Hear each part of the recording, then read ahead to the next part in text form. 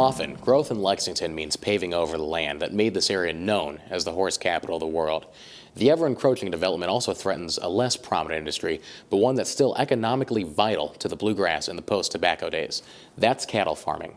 I recently talked with 3 Lexingtonians: Knox Van Nagel, Executive Director of the Fayette Alliance, a group urging restrained urban sprawl; Ben Roberts, manager of the Brookfield Farm for the past decade and a half; and Jimmy Shropshire, owner of Springview Farm, which has been in his family since shortly after Kentucky achieved statehood in the late 1700s.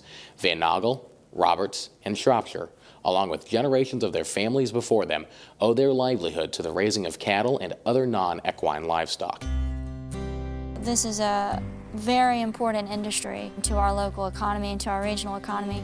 Fayette County agriculture has over a $2 billion impact each and every year to the regional economy, and then it brings in another $1 billion in tourism. It produces over $800 million in gross product every year and supports almost 9,000 local workers. So it's a sustainable economic interest. It's also very much a part of our heritage and culture here in central Kentucky. And once it's paved over, it's gone forever. So that's why it's important that we preserve and protect what makes this region so unique. This farm has been here over 100 years, and it's been growing cattle for over 100 years, and it's as good a soil as I know that there exists. It grows fantastic crops, it grows fantastic cattle. It's every bit as historic and as a Calumet or any of your horse farms. I mean, just because it's a horse farm doesn't mean that it's any better soil or, you know, it's as good as it gets, I think. A lot of current development practices, they remove a lot of the topsoil, which really generates all of the fertile grasses that we've talked about, you know, why the Bluegrass region is so famous for its thoroughbreds primarily, but also for its cattle. We've got karst topography in the Bluegrass, and as such, we've got a lot of limestone and phosphorus in the soil, which gives rise to a lot of really fertile, rich grass, and that's why we've got world-class thoroughbreds and world-class cattle here in Fayette County. Without question, Fayette County is going to grow, and it needs to grow in order for it to remain successful and viable in the 21st century. Right now we have approximately 268,000 people in Fayette County, and it's estimated by 2030 we're going to have 330,000 people in Fayette County. So we are going to grow, but the question is how.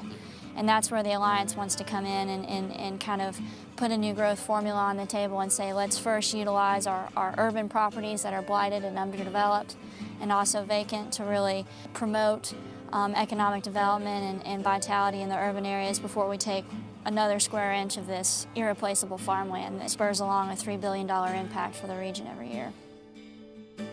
We know folks have to live or are going to live somewhere, but this is the country. This is good land out here. They're good soils. It's a farming area.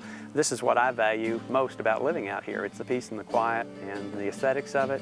And to lose all that would, you know, basically our life would change. Our farming operation would change, and probably not too many years down the road, if it were to happen, you know, this farm, I think, like a lot of others out here, would probably be gone. Shropshire remains optimistic that his future generations will be able to enjoy the land that has been in his family for more than 200 years. But if the land directly across the street from his farm is allowed into the urban services area, he knows development is soon to follow, and farming his now fertile ground will prove futile. Reporting for Business Lexington, I'm Eric Carlson.